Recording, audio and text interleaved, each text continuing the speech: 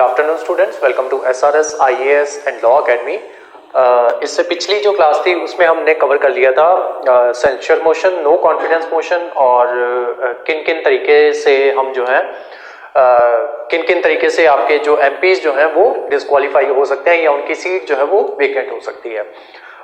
उसी के साथ हमने जो है थोड़ी सी मैंने आपको पार्लियामेंट्री प्रोसीडिंग्स जो होती हैं उनके बारे में भी कवर करवाया था, जैसे कि क्वेश्चन आवर जो होता है वो क्या होता है, अनस्टार्ट क्वेश्चन, स्टार्ट क्वेश्चन, किस में सप्लीमेंट्री क्वेश्चन जो है वो आ सकते हैं, मोशन जो है वो हमने कवर किए थे। ठीक है, सेंसर मोशन हो गया, नो कॉन्फिडेंस मोशन हो गया, उसके अलावा दूसरे मोशंस भी हमने कवर किए थे।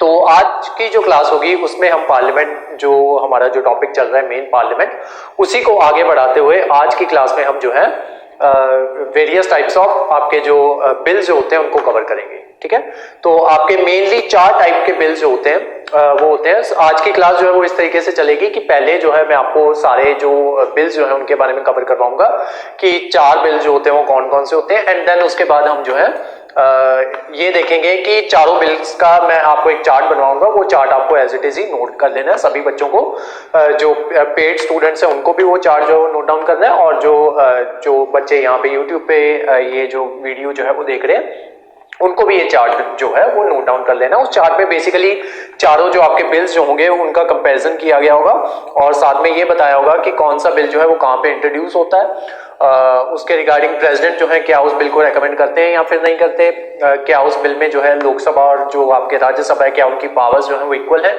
क्या उस पर डेडलॉक जो है वो बन सकता है, कौन सी मेजॉरिटी से वो बिल जो है वो पास किया जाता है, और उसके अलावा प्रेसिडेंट जो होते हैं उनकी पावर्स क्या क्या होती हैं, क्या उस पर वो वीटो जो है वो दे सकते हैं या फिर नहीं दे सकते। तो इनका एक चार्ट है, इसी चार्ट के बेसिस के ऊपर ही आपको जो क्वेश्चन जो है बिल्स के ऊपर जो मेनली क्वेश्चन जो है आपके बनते हैं वो इसी चार्ट के बेसिस पे बनते हैं। तो आज हम चार्ट बनाएंगे वो वाला, उससे पहले बिल जो है वो डिस्कस करेंगे, देन चार्ट बनाएंगे, एंड देन उसके बाद जो आज का हमारा जो फाइनल टॉपिक होगा उसमें आपको बताया जाएगा कि कौन बिल जो है कब कब लैप्स कर जाता है। ठीक है, तो ये सारे टॉपिक जो है वो आज की क्लास में हम कवर करेंगे। सबसे पहले जो हमने कवर करना है वो करना है कि टाइप्स ऑफ बिल्स, कि बिल्स जो होते हैं वो कितने टाइप के होते हैं। ठीक है, तो बिल्स 4 टाइप के बिल्स होते हैं। ठीक है, सबसे पहला होता है आपका ordinary bill, ordinary bill, then होता है आपका मनी बिल, देन आपके 2 होते हैं फाइनेंशियल बिल्स। ठीक है, एक होता है फाइनेंशियल बिल 1, दूसरा होता है फाइनेंशियल बिल 2, और लास्ट जो होता है वो आपका, इसको फाइनेंशियल बिल की कैटेगरी में ही रखते हैं लेकिन थोड़ी सी इसमें डिफरेंशिएशन होती है। वो क्या होती है वो मैं आपको जब ये डिस्कस करेंगे तब बता दूंगा। और लास्ट आपका होता है कॉन्स्टिट्यूशनल अमेंडमेंट बिल। ठीक है, तो ये बिल जो है ये तो हम काफी क्या कहते हैं डिटेल के साथ 1-2 बार ऑलरेडी हम जो है इसको डिस्कस कर चुके हैं। ठीक है, तो ये होता है आपका आर्टिकल 368 के तहत। ठीक है, तो इसको हम ऑलरेडी डिस्कस कर चुके हैं, इसको फिलहाल अभी के लिए नहीं समझाऊंगा, जब चार्ट बनाएंगे ना तब इसको दोबारा से मैं आपको समझा दूंगा। ठीक है, अभी ये 4 बिल जो हैं इन्हीं को डिस्कस करेंगे। ठीक है, तो सबसे पहले आपका आता है ऑर्डिनरी बिल। ठीक है, तो ये होता है आपका आर्टिकल 107 के तहत। ठीक है, सेकेंड आता है आपका मनी बिल, ये होता है आपका आर्टिकल 110 के तहत। ठीक है, आर्टिकल 110। थर्ड होता है आपका फाइनेंशियल बिल, ये होता है आपका आर्टिकल 117 क्लॉज 1 के तहत। ठीक है, दूसरा होता है आपका फाइनेंशियल बिल 2, ये होता है आपका आर्टिकल 117 क्लॉज 3 के तहत। ठीक है, यहां पे थोड़ी सी कंफ्यूजन होती है बच्चों को, क्योंकि जो मोस्ट जो बुक्स होती हैं स्पेशली आपकी लक्ष्मीकांत भी जो है वहां पे भी आर्टिकल 117 क्लॉज 3 के तहत फाइनेंशियल बिल 2 को जो है वो डिफाइन किया गया है। और भी कुछ बुक्स जो है वहां पे भी ये आर्टिकल 117 क्लॉज 3 के तहत इसको डिफाइन किया गया है, सॉरी क्लॉज 2 के तहत इसको डिफाइन किया गया है। लेकिन जो आपके बेयर एक्ट जो हैं, जो एग्जैक्ट रेप्लिका होते हैं आपके कॉन्स्टिट्यूशन ऑफ इंडिया का, वो कहते हैं कि ये आएगा आपका आर्टिकल 117 क्लॉज 3 के तहत। ठीक है, तो कहीं पे भी आप पढ़ते हो 2, ठीक है, तो उसको जो है वो आप चेंज कर लेना 3 में। ठीक है, और अदरवाइज अगर आप मेंस में आंसर लिखने जा रहे हो ना तो ये चीज मेंशन ही ना करो। ठीक है, ताकि कंफ्यूजन ही ना रहे कि आर्टिकल 117 क्लॉज 2 है या फिर 3 है। आप सिंपली लिखो फाइनेंशियल बिल आर्टिकल 117। ठीक है, सब क्लॉज आगे डालो एक बात। तो ये होते हैं आपके सारे बिल्स। आर्टिकल्स मैंने आपको बता दिए। अब सारे बिल्स जो हैं एक एक करके जो है वो हम डिस्कस करेंगे और ये देखेंगे कि जो है इनकी जो पासिंग प्रोसीजर जो होता है वो किस तरीके से होता है, कौन कितनी कितनी इसमें रीडिंग्स वगैरह जो है वो होती है। ठीक है, तो सबसे पहले हम डिस्कस करने जा रहे हैं हमारा ऑर्डिनरी बिल। तो ऑर्डिनरी बिल जो होता है ये किसी भी हाउस में जो है वो इंट्रोड्यूस हो सकता है। ठीक है, इंट्रोड्यूस आइदर इन लोकसभा और इन राज्यसभा। ठीक है, और same in the case of states. ठीक है, तो ये वहां पे भी ये स्टेट लेजिस्लेटिव असेंबली में और स्टेट लेजिस्लेटिव काउंसिल में इंट्रोड्यूस जो है ये हो सकता है। ठीक है, तो इसकी जो प्रॉपर जो प्रोसीजर होता है कि किस तरीके से इंट्रोड्यूस होगा या किस तरीके से चलेगा वो हम पहले डिस्कस करेंगे, देन हम मनी बिल डिस्कस करेंगे, देन फाइनेंशियल बिल डिस्कस करेंगे, देन मैं वो आपको चार्ट जो है वो बनवाऊंगा, उसमें सबका कंपैरिजन जो है वो करेंगे। ठीक है, तो हम ऑर्डिनरी बिल जो है उससे हमारा टॉपिक जो है वो स्टार्ट करने जा रहे हैं।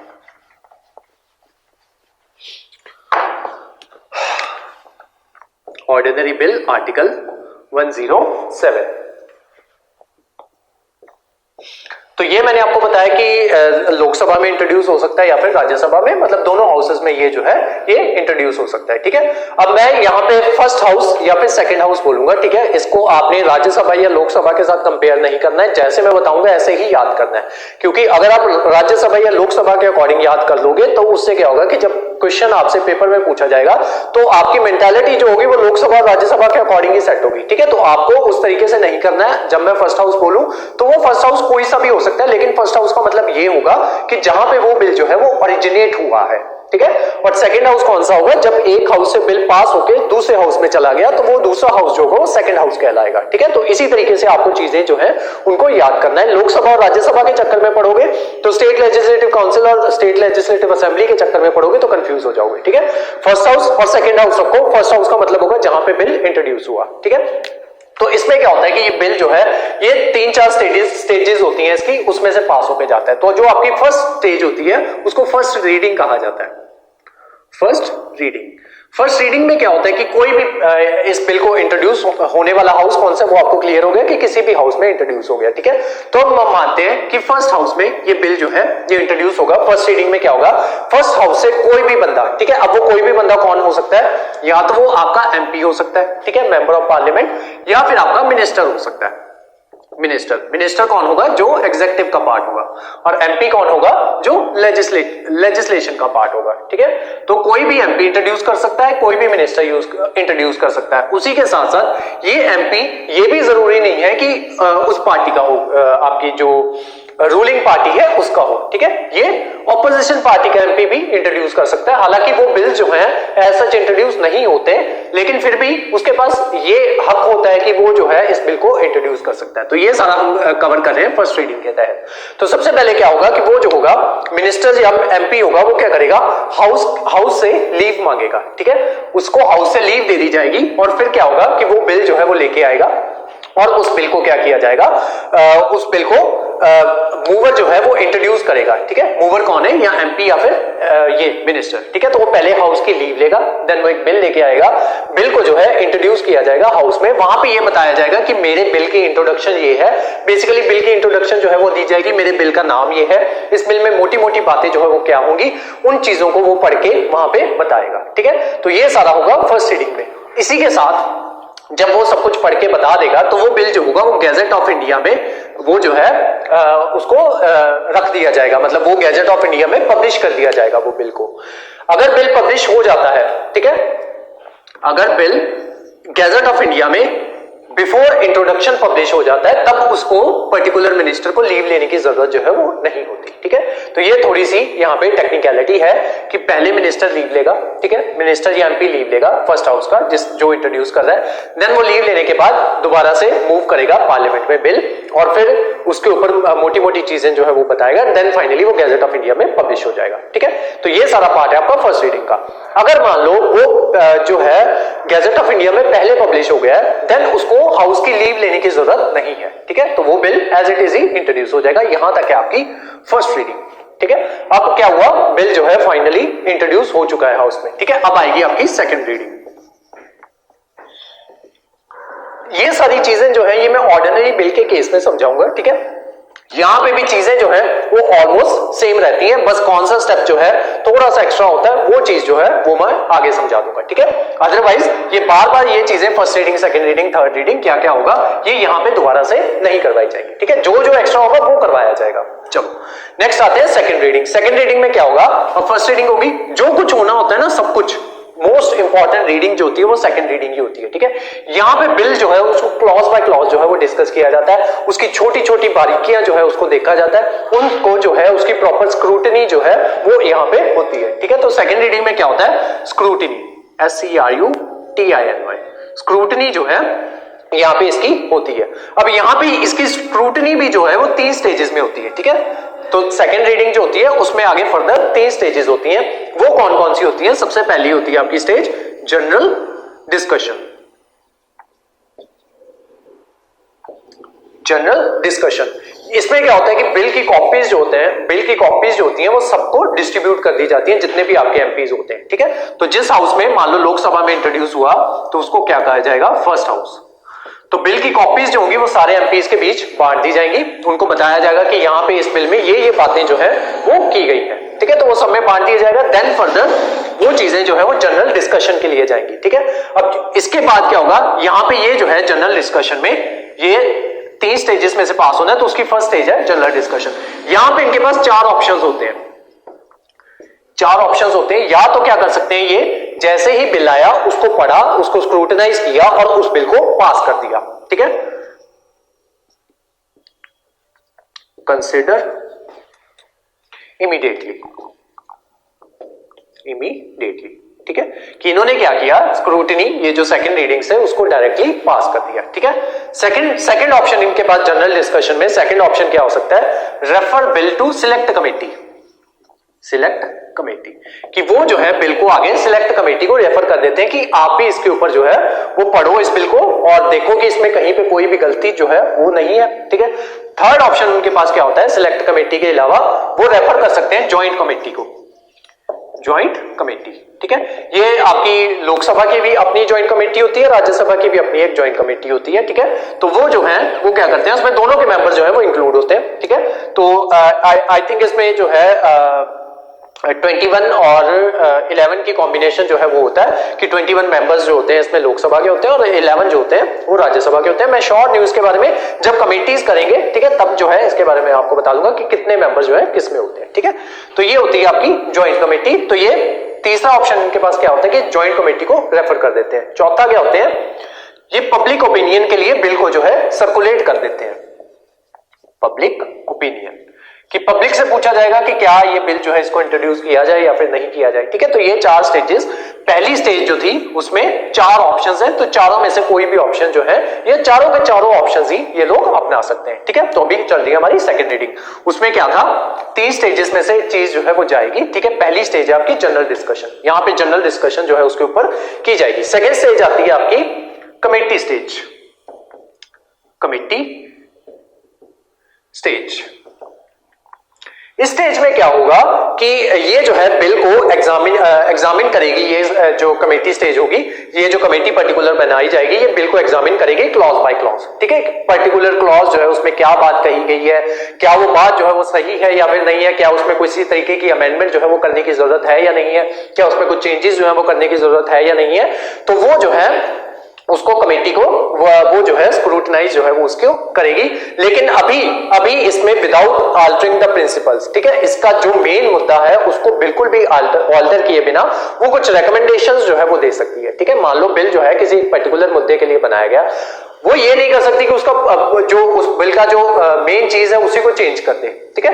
कि मतलब वो बिल जो है मान लो बनाया गया है किसानों के लिए, तो वो बिल जो है किसानों के लिए ना हो, बिल्कुल एक अलग चीज के लिए बन जाए, ठीक है। उसके जो बिल के कैरेक्टरिस्टिक्स जो है वो इस तरीके से चेंज हो जाए कि वो बिल जो है वो किसानों के लिए रहे ही ना, ठीक है। तो वो थोड़े थोड़े चेंजेस जो है वो रेकमेंड कर सकती है, लेकिन ये नहीं है कि बिल्कुल ही बिल का जो एसेंस है बिल की वो बिल्कुल ही चेंज हो जाए, ठीक है। तो ये होगा आपका जो इसकी सेकंड स्टेज है, ठीक है। सेकंड रीडिंग की ये जो स्क्रूटिनी में 3 स्टेजेस बताई हैं, तो उसकी सेकंड स्टेज में क्या होगा, कमेटी स्टेज जो है उसमें बिल जो है वो लाया जाएगा। चौथा होगा, सॉरी थर्ड स्टेज होगी इसमें आपकी consideration consideration stage. Consideration stage जो है इसमें क्या होगा कि हर एक क्लॉज जो होगा उसको डिस्कस किया जाएगा एंड देन उसके ऊपर वोटिंग की जाएगी कि मतलब यहां पे क्या था, क्लॉज बाय क्लॉज चीजों को डिस्कस किया गया, अगर उनमें कुछ चेंजेस करने की जरूरत थी तो वो चेंजेस किए गए। कंसिडरेशन स्टेज में क्या होगा कि हर क्लॉज को क्लॉज बाय क्लॉज डिस्कस करके देन उसके ऊपर वोटिंग की जाएगी कि क्या इस क्लॉज को पास किया जाए। अगर वोटिंग में यस आ जाता है तो उसको क्लॉज को पास कर दिया जाएगा। ऐसे ही उस बिल के हर एक क्लॉज को डिस्कस करके उसके ऊपर वोटिंग करके उसको पास किया जाएगा। ठीक है, तो ये होगा आपका रीडिंग स्टेज। देन इसके बाद आएगी आपकी थर्ड स्टेज। जितना कुछ भी होना था ना वो ऑलमोस्ट या इस स्टेज तक जो है वो हो चुका है। ठीक है, ये स्टेज जो होती है वो सबसे इंपॉर्टेंट होती है। इसकी तीनों स्टेजेस जो होती हैं वो आपको पता होनी चाहिए। ठीक है, सेकंड रीडिंग की। देन इसके बाद आती है आपकी थर्ड रीडिंग। थर्ड रीडिंग, ठीक है, ये आपका फर्स्ट पॉइंट है, ये आपका सेकंड पॉइंट है, ये सेकंड पॉइंट के 3 सब पॉइंट्स हैं। ठीक है, और ये आपका थर्ड पॉइंट है। ठीक है, थर्ड है आपकी थर्ड रीडिंग।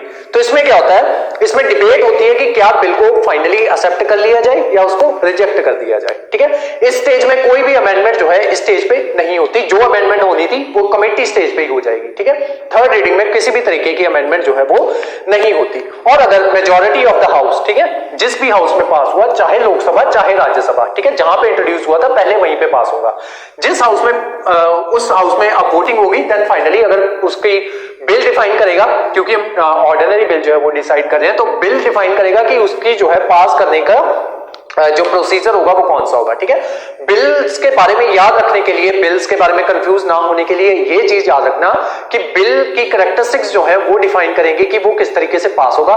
प्रेसिडेंट के पास उसके रिगार्डिंग कौन सी पावर्स होंगी और बाकी सारी चीजें भी इसी चीज पे डिफाइन करेंगे कि वो पर्टिकुलर बिल जो है वो कौन सा है। ठीक है, तो ऑर्डिनरी बिल जो होता है उसके ऊपर जो है वो क्योंकि सिंपल मेजॉरिटी से पास होता है तो इस वजह से ये भी यहाँ पे भी जो है ये सिंपल मेजॉरिटी से यहाँ पे पास हो जाएगा थर्ड रीडिंग में। ठीक है, तो अगर वो पास हो जाता है देन क्या होगा, फोर्थ स्टेज आएगी आपकी, फोर्थ पॉइंट आएगा, बिल जो होगा वो सेकंड हाउस को रेफर कर दिया जाएगा। ठीक है, सेकंड हाउस में वही सारी स्टेजेस जो है वो होंगी। ठीक है, फर्स्ट रीडिंग होगी, फर्स्ट रीडिंग नहीं, सेकंड रीडिंग, और जो आपकी थर्ड रीडिंग जो है वो दोबारा से होगी आपके सेकंड हाउस में भी। ठीक है, refer to second house, refer to second house. अब सेकंड हाउस में, सेकंड हाउस के पास भी आगे जो होते हैं 4 ऑप्शंस जो होते हैं यहाँ पे कि वो चाहे तो बिल को पास कर सकता है विदाउट अमेंडमेंट, पास विदाउट अमेंडमेंट, कि वो कहे कि कोई हमें बिल जो है पूरी तरीके से पसंद है तो हम जो है बिल को पास करते हैं। ठीक है, सेकंड हाउस के पास ये सारे ऑप्शंस होते हैं। सेकंड ऑप्शन उनके पास क्या होता है, मे पास विद अमेंडमेंट, पास ये विदाउट अमेंडमेंट था, अब विद अमेंडमेंट, कि वो बोले ये अमेंडमेंट इसमें कर दो, हम जो है इस बिल को पास कर देते हैं। ठीक है, थर्ड ऑप्शन क्या होता है, मे रिजेक्ट ऑल टुगेदर, कि बिल को रिजेक्ट कर दे कि हमें तो बिल जी पसंद ही नहीं है। ठीक है, बिल हम जो है क्या कहते हैं, हम जो है बिल को खारिज करते हैं। चौथा ऑप्शन क्या होता है कि वो इसके ऊपर कोई भी एक्शन ना ले, नो एक्शन। ठीक है, इसके ऊपर कोई भी एक्शन जो है वो ना ले। अगर कोई भी एक्शन जो है वो नहीं लेता देन उसके ऊपर जो है बाद में फर्दर इसके ऊपर जो है फर्दर थोड़ी सी टेक्निकलिटीज होती हैं, वो जब मैं आपको चार्ट करवाऊंगा तब बता दूंगा। ठीक है, बेसिकली यहाँ पे क्या होता है कि अगर 6 महीने से ज्यादा जो है वो बिल वहां पे पड़ा रहे तो वो जो बिल जो है या तो ऑटोमेटिकली पास हो जाता है, डिपेंड करता है कि कौन सा बिल है। ठीक है, अगर तो ऑर्डिनरी है तो उसके लिए 6 मंथ्स जो है वो दिए गए हैं, और अगर मनी बिल जो है वो 14 दिन से ज्यादा अगर यहाँ पे पड़ा रहे तो वो ऑटोमेटिकली पास हो जाता है। ठीक है, तो वो टेक्निकलिटीज वो जब धीरे धीरे आगे वो चार्ट बनवाऊंगा तब वहां पे बता दूंगा। ठीक है, तो यहाँ पे फोर्थ जो आपका फोर्थ पॉइंट था वहां पे सेकंड बिल को, सेकंड हाउस को जब इसको रेफर किया गया तो उनके पास 4 ऑप्शंस थे तो वो हो गए।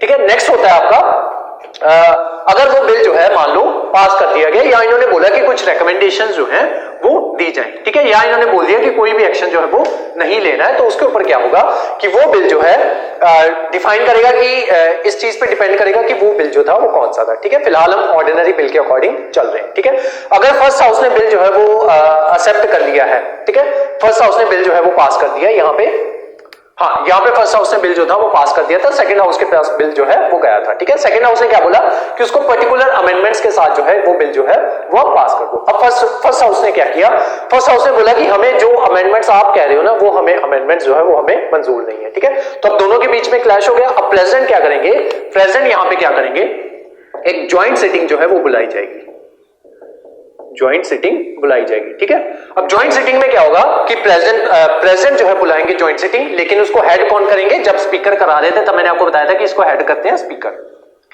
ठीक है, तो ये जब भी ज्वाइंट सिटिंग होती है, एक चीज और आज जो है अपने ध्यान में रखना कि ज्वाइंट सिटिंग में अगर स्पीकर, वैसे तो जनरली स्पीकर हेड करते हैं उसको, ठीक है, अगर स्पीकर प्रेजेंट ना हो तो कौन हेड करेंगे? Deputy speaker, deputy speaker. अगर डेप्यूटी स्पीकर भी ना हो तो कौन हेड करेंगे? Deputy chairman, deputy chairman. अगर डेप्यूटी चेयरमैन भी ना हो तो वो ज्वाइंट सिटिंग में से जो है कोई एक बंदा जो है वो चुन लिया जाएगा, ठीक है, उसको जो है बोला जाएगा कि आप जो है इसको हेड करो ज्वाइंट सिटिंग को। लेकिन किसी भी केस में chairman of Rajya Sabha, chairman of Rajya Sabha जो होंगे वो कभी भी ज्वाइंट सिटिंग को हेड नहीं करेंगे, उसको प्रिसाइड जो है वो नहीं करेंगे। प्रिसाइडिंग ऑफिसर जो है चेयरमैन ऑफ राज्यसभा कभी भी ज्वाइंट सिटिंग में नहीं होंगे।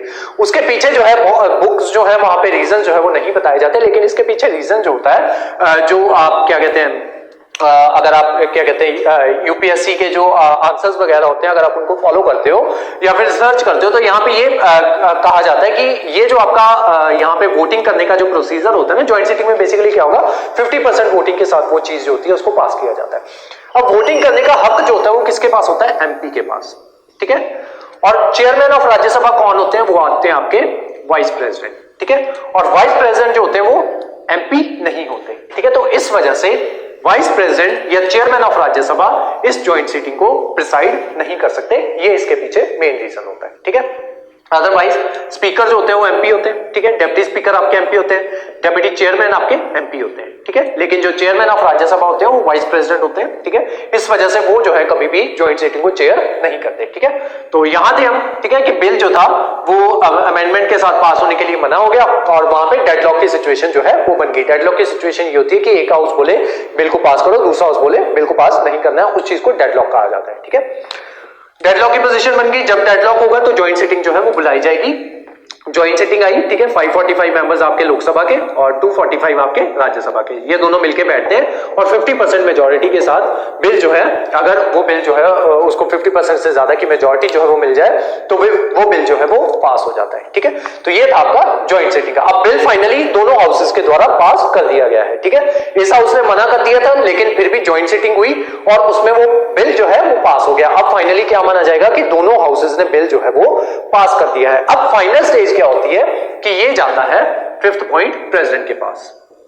ठीक है, आगे प्रेसिडेंट के पास भी इसके रिगार्डिंग जो है 3 पावर्स होती हैं। ठीक है, अब वो पावर्स प्रेसिडेंट की भी इस चीज पे डिपेंड करेंगी कि बिल जो है उसकी कैरेक्टरिस्टिक्स क्या है, बिल किस टाइप का बिल है। ठीक है, तो अगर तो ऑर्डिनरी बिल है, ठीक है, तो प्रेसिडेंट जो होते हैं उनके पास 3 तरीके की पावर्स होती हैं। सबसे पहले ही may give his assent, assent दे देते हैं। ठीक है, विदहोल्ड हिज एसेंट, एसेंट नहीं देते, या फिर पॉकेट वीटो जो है वो अपना उसको यूज कर लेते हैं कि वो नहीं बताते कि क्या मुझे जो बिल जो है ये पसंद है या फिर नहीं है। ठीक है, वो उस पर साइन भी नहीं करते और उसको रिजेक्ट भी नहीं करते, अपनी पॉकेट में अपने पास रख लेते हैं। ठीक है, तो ये सारी जो है, और फाइनली अगर प्रेसिडेंट इसके ऊपर साइन कर देते हैं, ठीक है, मान लो प्रेसिडेंट ने इसके ऊपर साइन कर दिए तो बिल जो है वो गैजेट ऑफ इंडिया में दोबारा से पब्लिश हो जाएगा और वो बिल जो है फाइनली एक्ट बन जाएगा अगर प्रेसिडेंट ने एसेंट दे दिया। ठीक है, अगर प्रेसिडेंट जो है उन्होंने कुछ रिकमेंडेशन जो है उसके साथ बिल जो है वापस भेज दिया तो वो रिकमेंडेशन अगर इन्होंने करके,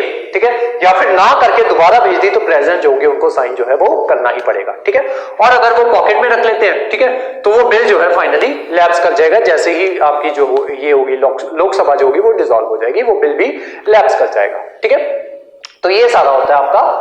बाकी बिल की कैरेक्टरिस्टिक्स पे डिपेंड करता है कि वो लैप्स होगा या फिर नहीं होगा, वो भी आज ही की क्लास में मैंने आपको कवर करवाना है। तो ये सारा जैसे ही बिल प्रेसिडेंट ने अपने हस्ताक्षर कर दिए वो बिल जो था गैजेट ऑफ इंडिया में पब्लिश हो जाएगा और वो अब बिल नहीं रहेगा, अब वो एक्ट बन जाएगा। ठीक है, तो ये सारा था आपका ऑर्डिनरी बिल का केस। ठीक है, अब नेक्स्ट हम करेंगे मनी बिल के बारे में।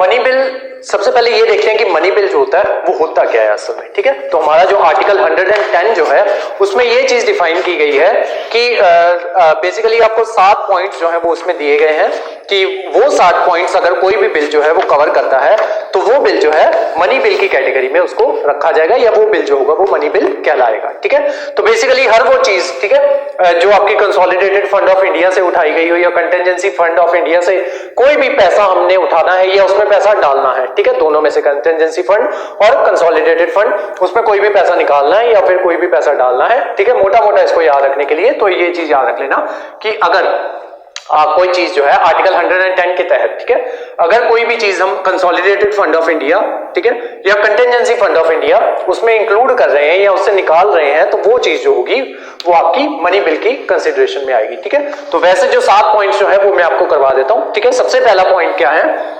इंपोजिशन, अबॉलिशन, रिमिशन, ऑल्ट्रेशन और रेगुलेशन ऑफ एनी टैक्स, ठीक है। तो अगर हम कोई भी टैक्स जो है टैक्स उसको इंपोज कर रहे हैं, ऑल्टर कर रहे हैं, ठीक है, अबॉलिश कर रहे हैं, ठीक है, या फिर रिमिट कर रहे हैं, कम कर रहे हैं उस टैक्स को, या फिर ऑल्टर कर रहे हैं कि पहले इतना टैक्स लगता था अब इतना टैक्स लगेगा, ठीक है, या फिर रेगुलेट कर रहे हैं, ठीक है, कि ये टैक्स जो है इतना बढ़ा के इतना कर दो, इतना कम करके इतना कर दो, ठीक है। तो वो सारी चीजें जो हैं अगर किसी भी बिल में इससे रिलेटेड, ठीक है, टैक्स से रिलेटेड कि टैक्स को कम करना, बढ़ाना, कम करना, ठीक है, चेंज करना, अगर वो आ जाएगा तो वो बिल जो होगा वो कंसीडर होगा मनी बिल, ठीक है। अगर किसी भी बिल में ये बातें जो है वो कही गई हैं तो वो बिल जो है मनी बिल कहलाएगा। Second, regulation of borrowing of money by union government. अगर हमारी यूनियन गवर्नमेंट जो है किसी भी तरीके का पैसा जो है वो बोरो कर रही है तो वो किस में आएगा? मनी बिल में। थर्ड क्या है आपका?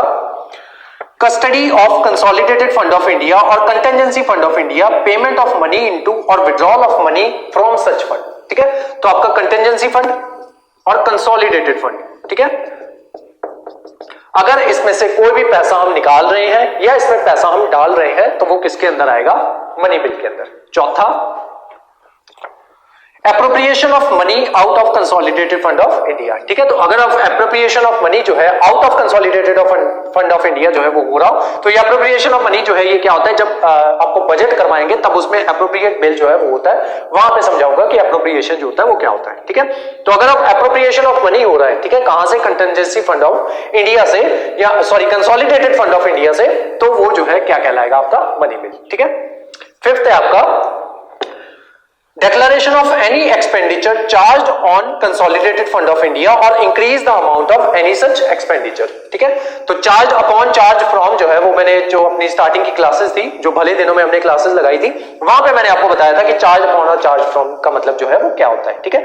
charge upon और charge from बेसिकली जो डिफरेंस होता है वो यही होता है कि एक दोनों में से एक के ऊपर जो है वोटिंग हो सकती है, दूसरे के ऊपर वोटिंग जो है वो नहीं हो सकती, ठीक है। तो अगर चार्ज फ्रॉम हो रहा हो, एक मिनट मुझे चेक करने दो फ्रॉम है या ऑन है, हाँ, चार्ज ऑन हो रहा हो कोई भी एक्सपेंडिचर हम डिक्लेयर करें कि वो चार्ज ऑन हो रहा है कहां से? कंसोलिडेटेड फंड ऑफ इंडिया से, या फिर इंक्रीज हो रही है उसकी अमाउंट, तो वो जो चीज जो है वो मनी बिल के अंदर आएगी, ठीक है। नेक्स्ट, सिक्स्थ है आपका receipt of money on account of consolidated fund of India और पब्लिक अकाउंट ऑफ इंडिया और कस्टडी और इशू ऑफ सच मनी और the audit of account of union और स्टेट, ठीक है। तो अगर ये सारी चीजें जो है ये हो रही हो तब भी वो आपका मनी बिल के अंदर ही कंसिडर होगा। लास्ट है आपका any such matter, any matter incidental to matter specific above, और कोई भी ऐसा मैटर हो जो इनसे रिलेटेड हो, ठीक है, तो वो भी आपका मनी बिल के अंदर आएगा, ठीक है, मनी बिल के अंदर आएगा वो। तो ये हो गया आपका कि मनी बिल की डेफिनेशन जो है वो क्या होगी, ठीक है। मनी बिल की डेफिनेशन आपको पता चल गई। अब ये जो मनी बिल जो होता है ये डिसाइड कौन करता है, ठीक है। मनी बिल डिसाइड कौन करेगा कि कौन सा पर्टिकुलर बिल जो है वो मनी बिल है, तो वो डिसाइड करेगा आपका स्पीकर। स्पीकर फाइनल अथॉरिटी होती है ये डिसाइड करने के लिए कि कौन सा बिल जो है, कौन सा पर्टिकुलर बिल जो है वो मनी बिल कहलाएगा, ठीक है। तो अगर स्पीकर ने कह दिया कि ये पर्टिकुलर बिल जो है ये मनी बिल है तो वो मनी बिल के अंदर कंसिडर हो जाएगा, जाएगा। ठीक है, यहाँ पे कुछ थोड़ी सी गड़बड़ हुई थी, पहले मुझे फाइनेंशियल बिल जो है उसको समझा लेने दो, जो गड़बड़ यहाँ पे हुई थी वो भी बताऊंगा। ठीक है, उसके अलावा मनी बिल जो है पहले प्रेसिडेंट जो है वो रेकमेंड करते हैं। ठीक है, प्रेसिडेंट कहते हैं कि हमें जो है, पहले काउंसिल ऑफ मिनिस्टर प्रेसिडेंट को कहती है कि आप जो है मनी बिल को रेकमेंड कीजिए, तो प्रेसिडेंट कहते हैं कि मनी बिल जो है वो लाना चाहिए। ठीक है, देन मनी बिल आता है और स्पीकर जो है उस पर्टिकुलर बिल को मनी बिल जो है वो डिक्लेयर कर देते हैं। ठीक है, देन उसका फर्दर आगे प्रोसीजर चलता है, फर्स्ट हाउस में पास होता है। ठीक है, सेकंड हाउस में जो बेसिकली ये जो है लोकसभा में इंट्रोड्यूस होता है। लोकसभा में इंट्रोड्यूस होने का रीजन क्या है कि मनी बिल है। ठीक है, तो मनी बिल जो है सरकार जितना भी गवर्नमेंट जो है एक्सपेंडिचर करती है वो अपने पैसे से नहीं करती। ठीक है, तो वो कौन से पैसे से करती है, जो लोगों ने सरकार को पैसा दिया होता है, एज जो हम टैक्स पेयर्स जो होते हैं, हमारा पैसा हमारे ऊपर जो है वो लगाया जाता है। ठीक है, अब टैक्स पेयर्स की बनी है। ठीक है, लगाने वाले कौन है, अब लगाने का हक किनके पास होना चाहिए, उन्हीं लोगों के पास होना चाहिए जिनको हम लोगों ने चुन के पार्लियामेंट में भेजा था। ठीक है, तो इस वजह से, और राज्यसभा वालों को, वहां पे जितने भी मेंबर्स होते हैं उनको हम नहीं चुनते। ठीक है, उनको कौन चुनते हैं, एमएलए चुनते हैं। ठीक है, या फिर प्रेसिडेंट चुनते हैं। तो हमने किनको चुन के भेजा था, लोकसभा के मेंबर्स को। ठीक है, जो यहाँ पे एमपीज हैं, अब हमने इनको चुन के भेजा है, हमारा ही पैसा है, तो उसको इंट्रोड्यूस करने का या उसको यूज करने का हक जो है, कि कौन उस मनी को जो है किस तरीके से यूज कर पाएगा, वो हक भी इन्हीं के पास होना चाहिए। इस वजह से राज्यसभा में मनी बिल जो है वो इंट्रोड्यूस नहीं होता है। ठीक है, तो मनी बिल इंट्रोड्यूस होता है हमेशा आपका लोकसभा में। ठीक है, तो जब लोकसभा से ये वो जो रीडिंग्स वगैरह होती है, वहां से लोकसभा से जब ये पास हो जाता है, देन ये जाता है आपका राज्यसभा के पास। ठीक है, अब राज्यसभा के पास जाता ही, राज्यसभा जो है इस बिल को रिजेक्ट नहीं कर सकती। ठीक है, राज्यसभा के पास पावर नहीं है कि इस बिल को रिजेक्ट कर दे। ठीक है, या तो उसको जो है क्या करना होगा, उस बिल को पास ही करना होगा। उसके अलावा राज्यसभा क्या कर सकती है, उसको उसके ऊपर थोड़ी सी रिकमेंडेशन जो है वो दे सकती है। ठीक है, लेकिन अगेन वो रिकमेंडेशन के लिए दोबारा से लोकसभा में आएगा। लोकसभा की मर्जी है, या तो उस रिकमेंडेशंस के साथ उस बिल को पास करे, या फिर दोबारा से बिना रिकमेंडेशंस के दोबारा से वो बिल जो है वहां पे भेज दे। ठीक है, अगर दोबारा से उनके पास बिल जाएगा तो उनको 14 दिन के अंदर अंदर बिल जो है वो पास करना होगा। अगर नहीं पास करते तो वो बिल ऑटोमेटिकली पास्ड जो है वो मान लिया जाएगा। ठीक है, तो ये होती है आपका मनी बिल। ठीक है, अब आते हैं फाइनेंशियल बिल 1 और 2, दोनों को एक साथ समझो ये क्या चीज होती है। फाइनेंशियल बिल जो होता है ये दो चीजों से मिलकर बनता है। ठीक है, फाइनेंशियल बिल 1 जो होता है वो दो चीजों से मिलकर बनता है, फाइनेंशियल बिल 2 भी दो चीजों से मिलकर बनता है। ठीक है, तो इसकी दो चीजें जो होती हैं, एक इसमें पार्ट होता है मनी बिल का, मनी बिल, दूसरा इसमें पार्ट होता है ऑर्डिनरी बिल का। ठीक है, तो दो तरीके के प्रोविजंस जो है वो इसमें होते हैं कि मनी के रिगार्डिंग मैटर भी हो और ऑर्डिनरी के रिगार्डिंग मैटर भी हो, ऑर्डिनरी बिल के रिगार्डिंग मैटर्स भी हो। ठीक है, उसको एग्जांपल के साथ समझाऊंगा, और यहां पे स्पीकर ने गड़बड़ की थी वो भी बताऊंगा 2017 के आसपास। ठीक है, वो भी बताऊंगा। ठीक है, तो यहां पे ऑर्डिनरी फाइनेंशियल बिल 1 जो होगा उसमें कौन सा होगा कि मनी बिल की प्रोविजंस होंगी, कौन सी वाली, आर्टिकल 110।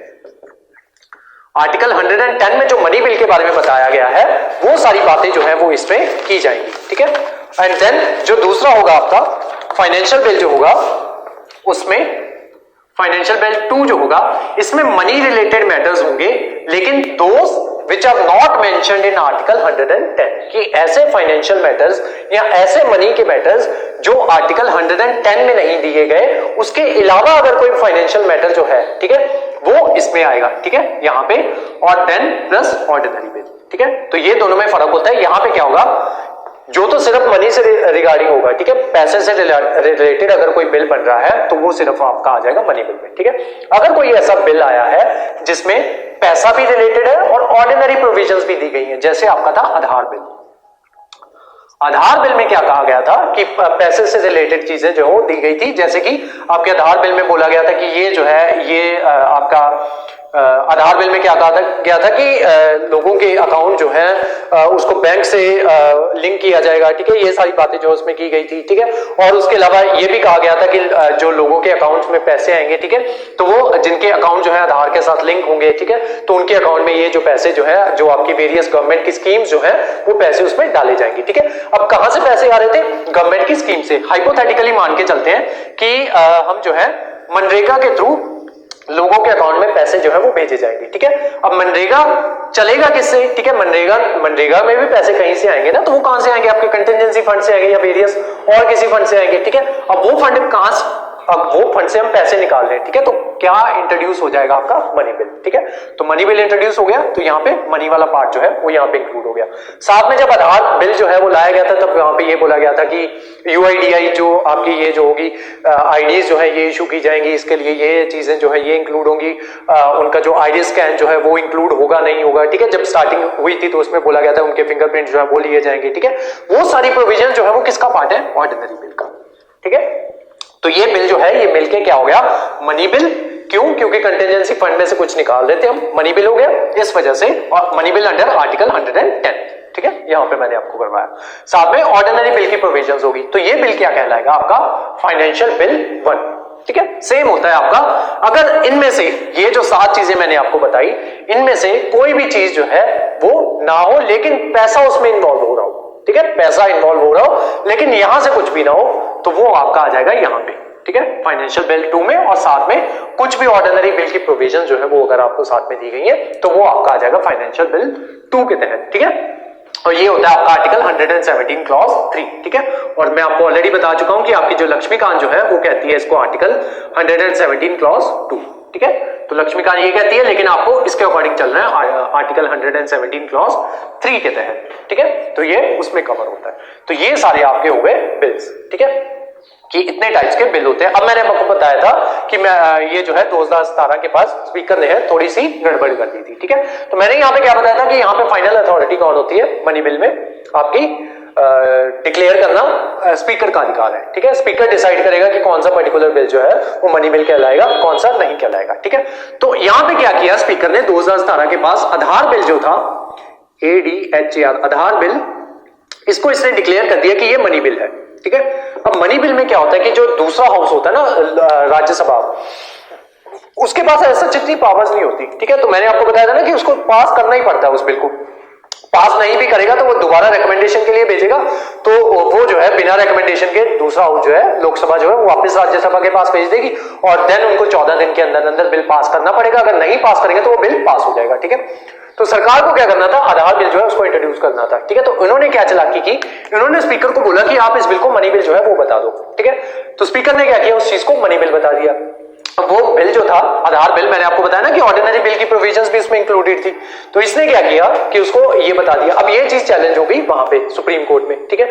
सुप्रीम कोर्ट में चैलेंज हो गई, तो उनको कहा गया कि देखो ये जो स्पीकर जो है ये एग्जीक्यूटिव का पार्ट है, ठीक है। स्पीकर जो है ये एग्जीक्यूटिव का पार्ट है या लेजिस्लेशन का पार्ट है, सॉरी एग्जीक्यूटिव का पार्ट नहीं है, ये लेजिस्लेशन का पार्ट है स्पीकर, ठीक है। तो आप जो है, और जो दूसरा आपका पिलर कौन सा है, जुडिशरी, ठीक है।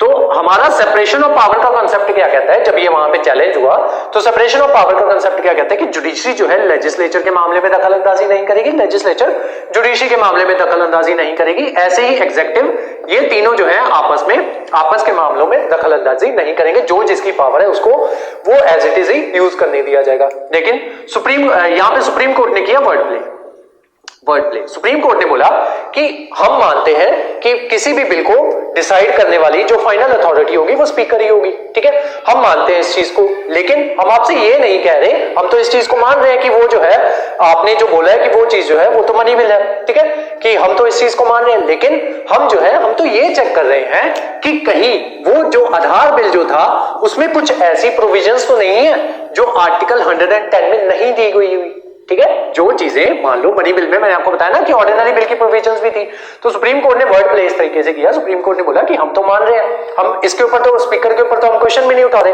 हम तो बिल जो है उसको देखना चाह रहे हैं, जो हमारी पावर है कि हम बिल जो है उसको देख सकते हैं कि कहीं वो बिल जो है कॉन्स्टिट्यूशन के अगेंस्ट तो नहीं जा रहा। अब आप किसी चीज को मनी बिल जो है वो डिक्लेयर कर रहे हो, लेकिन उसमें प्रोविजन जो है वो ऐसी हैं जो मनी बिल की इससे बाहर है, ठीक है, आर्टिकल 110 से बाहर है, तो वो बिल जो है वो मनी बिल थोड़ी रहेगा, ठीक है। तो वो बिल तो जो फाइनेंशियल बिल हो जाएगा, ठीक है। तो आप लोग जो है हम जो आपके ये है स्पीकर हैं, उनके ऊपर कोई भी क्वेश्चन जो है वो नहीं उठा रहे, हम तो बस बिल चेक कर रहे हैं कि बिल जो है क्या उसमें कोई ऐसी प्रोविजन तो नहीं है जो मनी बिल से बाहर हो, ठीक है। तो इस वजह से इसको जो है ये फाइनली बिल जो है ये कैंसिल हो गया था, और दोबारा से भी ये बिल को फाइनेंशियल बिल 1 के तौर पे पास करवाया गया था। ठीक है। तो वो जो है यहाँ पे चालाकी कर रहे थे, मनी बिल के तौर पे उसको पास करवा रही थी ये पर्टिकुलर सरकार, ठीक है। तो ये सारा हो गया, आपके बिल सारे हो गए। अब हम जो है फिलहाल जो बाकी बच्चे जो है इनके सबके बारे में जो जितने लिखने वाले पॉइंट्स है वो लिख लो, देन मैं फाइनली आपको जो है ये जो चार्ट जो है वो करवाऊंगा, ठीक है। तो लिखो, हेडिंग बनाओ अपनी, ऑर्डिनरी बिल।